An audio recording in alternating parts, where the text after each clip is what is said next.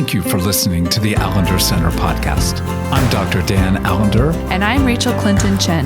We're fiercely committed to providing hope and healing to a fragmented world. And restoration for the heart. Thank you for joining us. Let's get this conversation started.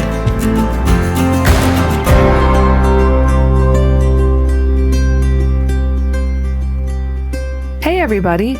This week, we're re-releasing a conversation between Dr. Dan Allender and Dr. Steve Call, a therapist and affiliate faculty member at the Seattle School of Theology and Psychology. With Love in the Air and our Intimate Mystery Conference coming up in a few weeks, all of us here at the Allender Center are thinking about our styles of relating and our relationships. So we thought this special episode might speak to you in this season, whether you're single, in a relationship, married, divorced, or somewhere in between. In this conversation, Dan and Steve take a deep look at the impact of unaddressed harm and shame in the context of a marriage, how couples can learn to navigate their stories and ultimately reconnect.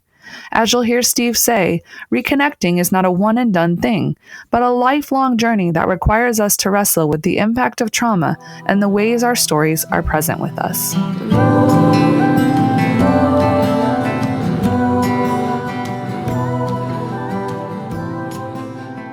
It is a great pleasure to be with my dear friend Steve Call. Steve and I, over many years, taught a class on marriage and family at the Seattle School of Theology and Psychology, and we have been over a decade fishing partners. We will not describe or tell you where we fish in Montana, but nonetheless, Steve, to have you on this podcast is a great pleasure. And you have written a phenomenally excellent book on marriage that I want people to know. It's called Reconnect, Steve Call, Insights and Tools for Cultivating Meaningful Connection in Your Marriage.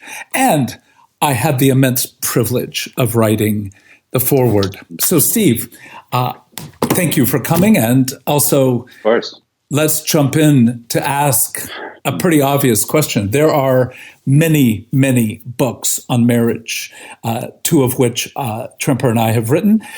This book is staggering in both its simplicity, its depth and goodness. So not just why, but what is it this book is addressing that you're aware other books tend to not address in the way that you do? Yeah, thanks, Dan, again for, having some time with you and being able to talk through this. It's a tremendous pleasure to be able to reflect on it a bit. And, it really has been a culmination of a number of things for me to finally get to a point to actually write. I mean, as you know, there was quite a bit of process to it. And I think what I found, over such a long period of time was there were just certain themes that kept coming up, both obviously in my marriage with Lisa and, working with couples therapeutically, that just seemed to go unaddressed in terms of what was written. And just found certain themes that were so impactful with regard to relational dynamics and the ways in which couples were relating to each other. And finally got to a point where I was able to sit down for the last 6 months or so and put it actually into words. So it was, obviously a really long process, but a wonderful process to finally get to the point of saying, okay, here we go. And we just returned from a retreat. Lisa and I did a marriage retreat, and we were able to use the material from the book, and it's just some really good feedback from couples. And so I just have sensed that there are certain things that are unaddressed and unspoken with regard to what causes difficulty and tension and struggle and distress for couples that we were able to finally put into writing. So I'm really grateful for it. Put words to that. What are the things that you have seen that cause couples? And I love the three-pronged approach you have. That is that we're meant to connect. Often we're disconnected, but there are ways that we are intended by God to reconnect. And so that trilogy I find just to be so helpful. But what do you find causes couples to be disconnected? Well, I think from the foundational aspect of what creates or causes disconnection, it's really connected to hurt. And the hurt between couples is what continues to perpetuate this connection. And I think sometimes we lose sight of that. We actually are thinking, well, I just, certain needs aren't met, or I'm just frustrated or irritated. But most, if not all, of some disconnection, some tension, some conflict, underlying all of that has to do with hurt. And when we feel hurt, we can either, turn away and withdraw. We can either turn toward the other with anger and frustration and contempt. But it underneath all of that, I think, at least of what I've seen through the years, is it is primarily connected to hurt. And that's the part of what is unspoken and unseen, I think, for couples, and unnamed, that often gets overlooked, that I just feel frustrated, but I feel frustrated because I'm hurt. It's not that I just feel angry or disappointed. It's actually connected to some underlying theme or experience of hurt. And we've just learned, I think, in the patterns of our marriage to act on that rather than explore what is my hurt connected to. And so I the first part of the book is really, that's the primary emphasis, is helping us pay attention to what the hurt is connected to. Well, you write on page 17, take a moment to notice how you feel when you think about telling your spouse, I feel hurt.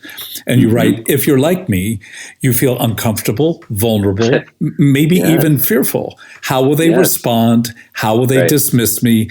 Throw it back at me, hurt me more. And Becky and I today are celebrating our 42nd anniversary. And that's right. Congratulations. Thank you. That's amazing. It is. But let's just say that when I read that section to her and said, how do you react? And she said, well, I feel hurt with you pretty much every day for the last 42 years. Every day, yes. And I said, oh, I don't with you. And her response was, well, it's because I'm easier to live with than you. And we laughed. Both of us laughed. Of course you did, yeah. But on the other hand, it was said so kindly, but also so matter-of-factly, that it was an amazing discussion as to how we each metabolize, view hurt, actually even define it, and then how we each address it. So, is as simple of a phrase, but on the other hand, what I would say is it is so unaddressed in most marriages. Yes. And it is. And part of that maybe is a cultural message around hurt. It might be something of our own family message with regard to hurt, the way in which hurt was responded to in our own family of origin. I think for many of us, we've just learned really deeply embedded patterns of how we respond to hurt. And I know that's true for Lisa and I. Both of us tend to have a pattern where we go silent, we withdraw, we don't engage. There's just numerous moments throughout even one week where, if we look back and reflect on it, that was a moment of hurt. Actually, a while ago, I was creating something for Lisa. She had asked that I build these planner boxes, and for her school, she has a Montessori school attached to our home, and I built these planner boxes while she was gone, and hoping that she would really enjoy them. And I had them all up and installed by the time she returned home, and she came up and she saw them and she said, they look wonderful, and I threw my gloves down and walked away and stomped away and was upset and frustrated because she had noticed what was wrong versus what was right. But that was a moment, in that very moment, I responded out of hurt. It wasn't just anger, frustration, disappointment. I was hurt. And I think we just have a really difficult time being able to name hurt, put words to hurt, because we really are terrified and fearful of how our spouse will respond. Well, let's just say very bluntly, that was a really childish response on her part. It was. On her part or my part? Your part. It was very childlike. And that's what happens so often, and we're not even aware of it. We withdraw, we turn away, we walk into another room, or we slam the door, or we just get in the car and drive away, or we just don't talk for the next 2 hours. I mean, I think every couple responds to hurt something like that. Maybe they just go completely silent. They turn away. They don't engage. Maybe it takes hours, maybe even sometimes a day or two to re-engage. But that hurt is what creates the disconnection. So in that very moment, that I would call that we're disconnected. And yeah, it was childish. I mean, I'm 54 and I reacted like I was 4. Well, what I want to do is to say, initially, I used the word childish, and you responded back with the word childlike. And I want to really underline that when we use the word childish, we really mean to shame ourselves or the other. But the fact is, your shift of the word to childlike was brilliant. So talk about how so much of our own trauma and our own lack of attunement in our families end up playing out in relationship with our spouse. Sure. There's so much around the language around attunement and trauma, and so much of the writing with regard to trauma is actually connected to what we would just call misattunement. That a majority of us grow up in families where emotional need and emotional experiences maybe were dismissed or ignored or not responded to, or simply just misattuned, where the caregiver, and for whatever reason, wasn't able to respond in a way that was maybe kind or understanding or empathic. And so we internalize those experiences and we bring them into our marriage, and they intersect with one another. And when there is a misattunement, when there's simply a lack of empathy to be able to respond to the other when they feel hurt, we withdraw completely, we isolate, and then what that hurt leads to is it really leads to shame, where we have this internal script and dialogue of, what's wrong with me? How come I got so upset? That shouldn't be. I shouldn't need her to be reaffirming. I shouldn't have that need. I shouldn't need that. Again, the language of should and oughts tend to drive how we react to that hurt. And it really is connected to the shame of what we say to ourselves about ourselves when we have that kind of experience. So we feel hurt. We end up in a shame spiral. And so often we either end up blaming ourselves with shoulds or could'ves, or we turn against the other with a judgment. And then we aren't just disconnected, we are divided between the other. Good. So that is so true. I think what I want you to put more words to, even on my behalf, is I write in the introduction that, Becky and I were doing a conference with you and Lisa. And yes, that's right. And I literally stepped down from the podium. You had gotten back up. And within less than a minute, you began talking about the need for conflict. That conflict was not bad, but actually was the context to grow intimacy. And I remember like it was yesterday. Becky, and I'll put it in a very pejorative way, she dug her elbow into my very soft belly. And I remember looking at her with this look like, what the hell? What the hell? Yes. What? And what is wrong with you? And she was essentially saying, you better listen to your dear friend, because this is where the two of us tend not to do terribly well. So conflict for most people seems to create that shame, spiral, contempt, but you're actually saying, no. This has a potential to open up more. What's the opening to? The opening to is simply the experience of understanding. I think when we did this retreat this last weekend, and I shared something very similar with these couples, is the same idea of when we don't know conflict, we don't know intimacy. When we do know conflict, we do know intimacy. And part of how we define intimacy is simply just to make known. And so when we have conflict, it's actually, we're attempting to make something known about ourselves with the hope that it cultivates and creates understanding. So the goal really is to make something known with the hope that understanding is cultivated. And I think for many of us, we have just learned that conflict is something to avoid, to somehow dismiss, to ignore, to run from, to flee from, to not engage. And some of us, that when we experience conflict in our own family, we saw and learned patterns.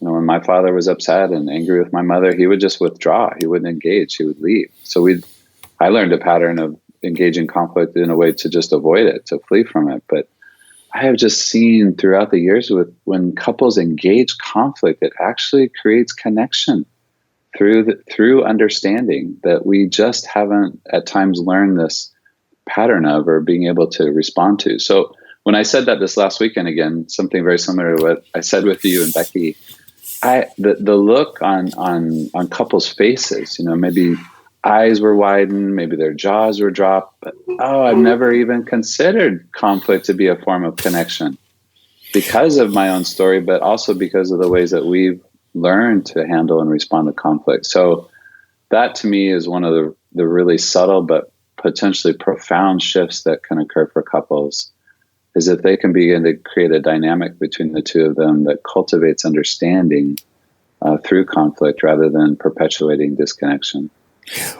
No wonder in so many ways, marriage conferences, books, and even therapy can address sort of the brokenness, but not move to the, almost the foundation of our own inner world of how we address hurt, and allows that to spiral into that shame, contempt structure.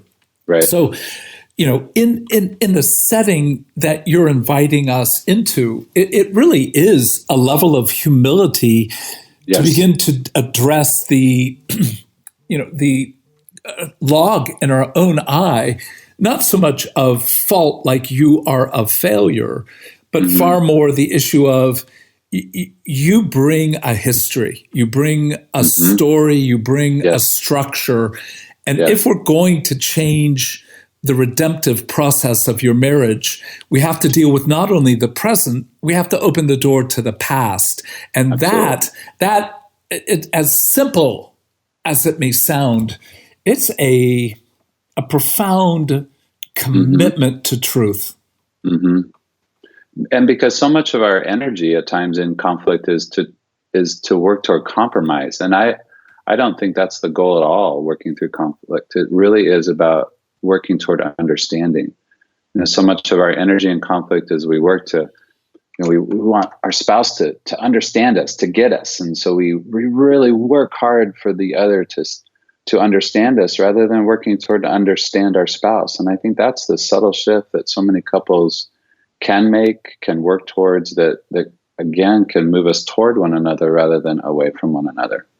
Again, huge. And how do you invite people into the initial process? We'll talk in our next episode together far more about what's involved in reconnecting when there's been some disconnect. But what do you see to be the essential things that need to be in the heart of a person before it becomes something of a value structure for a couple?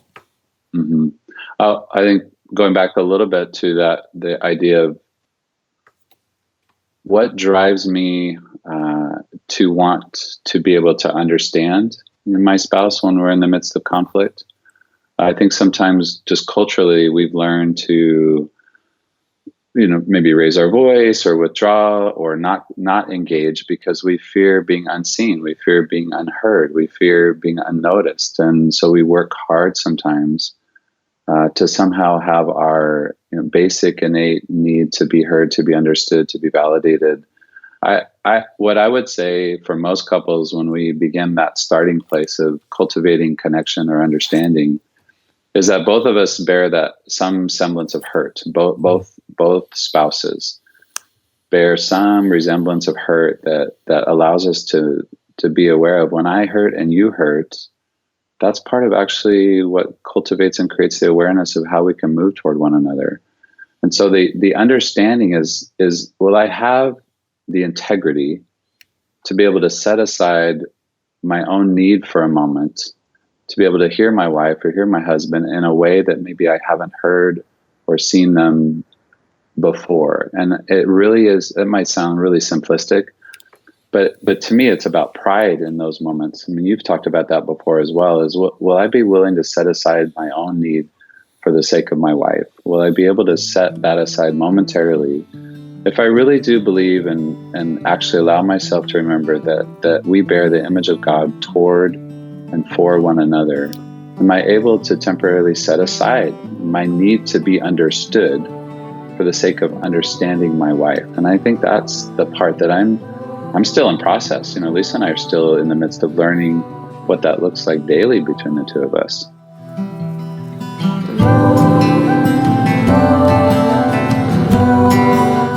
We'll be back with Dan and Steve in just a minute, but wanted to take a quick break to let you know that we'll be in Franklin, Tennessee, March 6th and 7th, talking about relationships, marriage, styles of relating, shame, and all the things that help to grow our understanding of deep relationships. Dr. Dan Allender and Kathy Lorzell will be teaching at Intimate Mystery Conference and will offer profound insights through their own vulnerabilities and ways to develop healthy intimacy beyond a typical how-to list. As many of you know, we've been talking about women's sexuality for the past 2 weeks on the podcast. This conversation has been in partnership with the series a few months ago about men's sexuality. What has felt so loud and clear in both is that our bodies hold stories that have tremendous impact in our relationships with self, God, and especially others. And it's not just the sexual parts of our bodies that hold stories. So many parts of our bodies hold stories. What does it mean to tend to our enstoried bodies with curiosity and kindness, and to grow our capacity to connect and ultimately to love? These are matters of the heart that are for all of us, no matter our relationship status. Tickets are on sale, and we'd love to have you join us. You can learn more and register to attend by visiting our website at www.theallendercenter.org/events. Steve, you talk well about the intersection of shame and trauma, and you do it with such kindness but such depth. So take us into the role of trauma in our own struggle with shame. Well, part of what is really difficult sometimes is that at times we're not really even aware that trauma does impact our marriage and our dynamic. And you've talked so much about trauma and the way it is embedded in the way that in our style of relating with one another. And trauma just has this underlying sense that the other is off limits, that my need or access for him or for her is off limits. We have this fairly fundamental response in our trauma story that sometimes leads us to be cautious, to be careful, to be hypervigilant. And sometimes trauma impacts the way in which we view our need for our spouse. That, again, like we just said a little while ago, that he or she is off limits, I ought not to need. We have these relational responses that are deeply connected to the trauma of our own story. And when I work with couples and we're working through some of the trauma, what is so critical and important and helpful is the awareness that our spouse has when we are triggered by something within our own story that is being reenacted or re-experienced within our dynamic between each other. So that's one of the most helpful fundamental ways of creating that understanding and awareness is helping couples be aware of, that's what's happening. I think I'm being triggered here. I think there's something in this dynamic in this moment that's happening. Well, and there are so many people who know that they've suffered their own past sexual abuse or their spouse has, but there's also levels of trauma that I find many couples refusing to even acknowledge that there has been trauma. So how do you engage and help people reflect on what could be called the small T traumas that still have a pretty dark effect on the capacity to hold hurt, to engage that with conflict, but not blaming. So what do you invite us to in that? I I would say what is most helpful, especially in the beginning and even ongoing, really is beginning to heighten and cultivate awareness. That's part of what is missing sometimes, is just simply that awareness. That some of us just react and we're not even aware of why we might be even reacting this way. But if we can have a spouse and invite our spouse to be somewhat tender and kind and help cultivate some of that understanding of what is happening for me, what is familiar about this.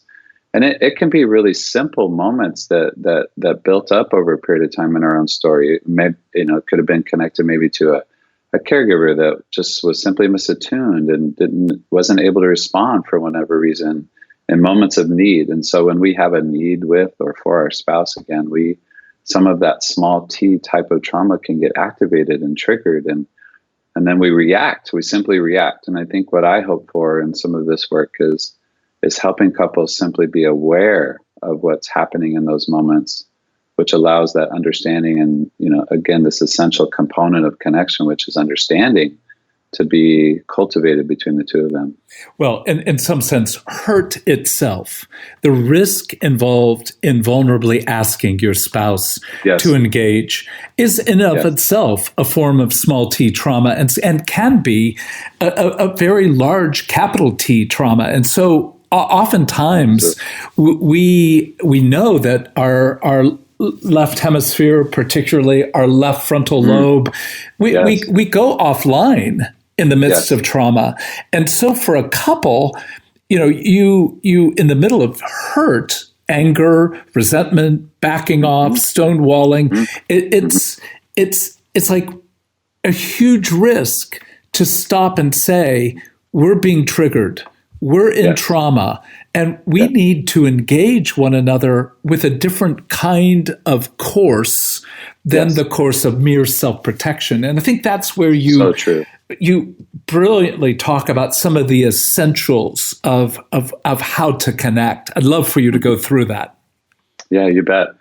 What you just named, we talked again about this with a conference we did a while ago. And when we are having an emotional response, whether that's fear or worry or anger or frustration or, some of the triggers with regard to trauma that we're experiencing, that really is a right brain felt sense. And often, our spouse is responding with a left brain response of logic and reasoning. What's wrong? How come you're doing that? You shouldn't feel that way. There's almost this sense of judgment. And I think that's where so many couples, if they can be aware of my spouse, she's overwhelmed or he's overwhelmed or he's hurt or he's disappointed or she's frustrated. How can we offer one of the, from my perspective, one of the most essential components of connection is empathy. And empathy really is this communication of, I get it. I can understand how you might feel that way. It might not make sense, but I'm here with you. It's okay. That empathy that's offered for us is really, really one of the most essential parts of how we help one another when we're in those places of hurt or places of being reminded of that trauma experience, or when we're really deeply wounded. That empathy is the healing balm in those moments when we're speaking and working through connection. Now, I would say that. Oh, go ahead. Oh, I just could say that when Becky's operating out of hurt and I'm operating out of logic, essentially we're saying you are not of the same mind. You're operating out of left hemisphere. She's operating out of right hemisphere. And empathy is bringing both hemispheres to the one who's overwhelmed. And probably operating only out of one. But you got to meet one another in some sense in the same hemisphere. And that's so hard because so hard. It opens the door to great risk. It does. And what you just named, I think, is true for Lisa and I too, is she might be having an emotional response to something. And when I can't meet her in that moment, it sends the message to her of judgment. That what you feel, you ought not to feel. And that's where shame kicks in, is when what is wrong with me that I feel this way? I ought not to feel this way. Again, that response of judgment, even though it's not meant to judge, but that's often how we experience it. So I think that's really true, that for so many couples, that's part of what they're not even aware of. Oh, she needs or he needs some understanding in this moment, or empathy in this moment, rather than judgment of what's wrong with you. And often there's that history of failure in the middle of a moment where I don't want us to go sideways like we have done many times. So now I'm not looking to engage.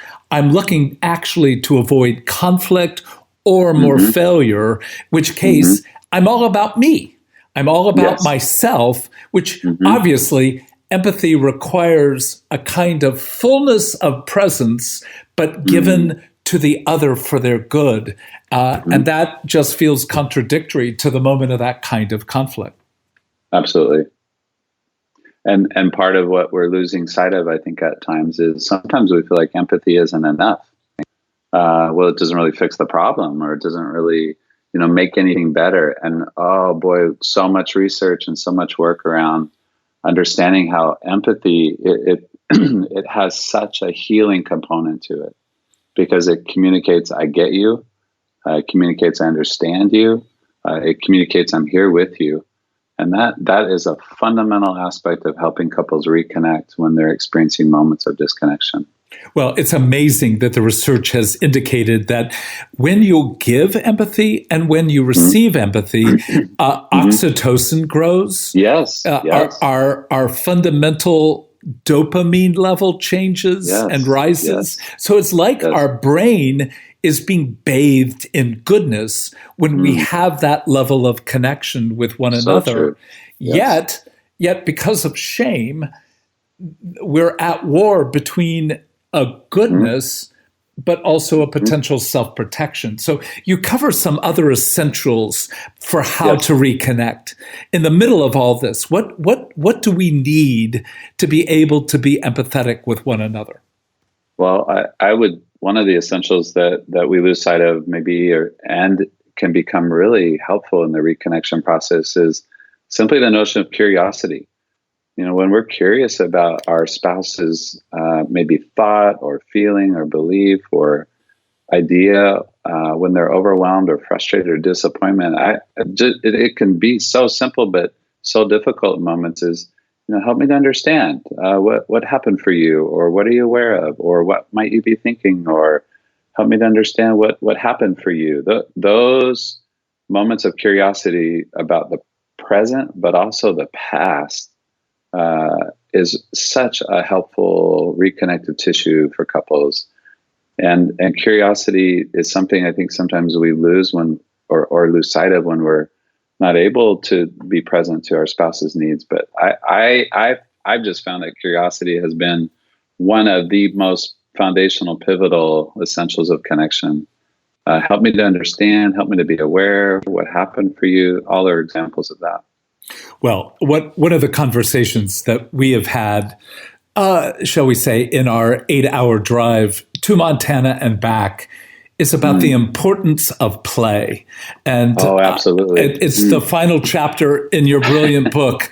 And in one sense, it may not be what's involved and most necessary in the middle of a deep conflict, but there has to be a sense in which we know how to play together, even in conflict, not just in it, but out of it. But why is play so freaking important for a good marriage?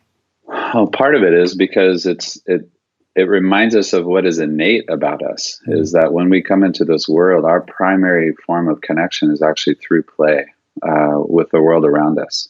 And it's no different in marriage, that most, if not all of us, started our relationship with play as foundational.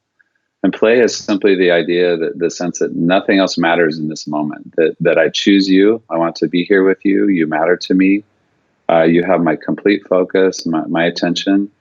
And for most of us, play is, when we play with our spouse, it has this, again, that oxytocin type experience. There's actually surges of dopamine that occur when we play with one another. So it forges a bond. It has this purest expression of love, which is what Stuart Brown calls play, that it really is this sense of I am with you, you are with me, and there's nothing else that matters in this moment. And for many couples, unfortunately, that's part of what gets missed or lost over the years together, is they They might, be overwhelmed with logistics and demands, and yet for Lisa and I, that has been, I would say, the connective tissue throughout the years is when we've been intentional about play, what we might even call rituals of connection, rituals of play. For you and I, right? We go to the river, a week out of the year, and that gives us momentum to continue throughout the year. And it's no different in marriage. Maybe 10 minutes every couple of days of some level of play, whether that's a walk or a show together, a cup of coffee together. But it really sends the message: you matter to me. I want to be with you. I enjoy your presence. Oh, and you've underscored that play is not just board games or playing tennis, but it was in the first year and a half of our marriage that I caught Becky cheating at Uno, and I was incensed. Like, we're playing a child's game and you're cheating. And she looked at me with this look like, I've been cheating from day one and you haven't caught me. And even that, I was actually fairly offended, but also thought, wow, this woman is much more playful and deliberate in winning. Competition between us has been a point both of conflict, but also immense opportunity for restoration. And so, I would go back to say most couples that are in either a marriage of conflict or a marriage that lacks delight have lost the ability to play. How do people, what's your final recommendation for a couple who's just hearing this, or a dating couple, and go, or what would be, in one sense, the next step in play for them? Well, I think what you just named between Becky, the two of you, is the idea of just simply playfulness. Part of the art of play is, can we invite one another to some level of playfulness? And that's one part of beginning the renewed connection around play is how we might think about or invite ourselves to allow playfulness to be part of our interaction. Sometimes it can be simply, what are ways that we can begin to develop, rituals of play and rituals of connection throughout our week? Where are those little pockets and moments of time that we are able to set aside intentionally about, that walk together, or that cup of coffee or glass of wine, or something that says, all that matters to me is you in this moment. And that to me that's what we said I do to in the very, very beginning. You're all that matters to me in this very moment. And that's a part that I've seen over the years, especially recently, where couples integrate that and they have this level of deep, deep connection that can result. Well, I can say again, the value of this book is immense. The profitability for you and your partner to have, frankly, my recommendation is 2 copies. It's not just to sell copies. It's 2 copies to, in one sense, underline the words, the sentences, the categories most important to you. It's not a significantly long book, which is one of the things that I think in our day and age is powerful. And yet the depth of invitation to truth, to looking at your own life and marriage. But that last chapter on play prompted Becky and I to go back and to say, okay, she invited me to start this year with a plan to learn how to play pickleball. And I remember thinking, enough. We do enough. But just the fact she wants to play with me is one of those. Yes. One of those great gifts. So, Steve, thank you. Thank you. Absolutely. And may this book proceed well into many people's lives. Again, thank you, my friend. Thank you. So appreciate you, Dan.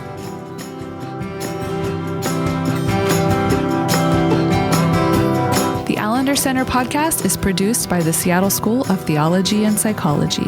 If you'd like more information about the Allender Center, you can look at theallendercenter.org.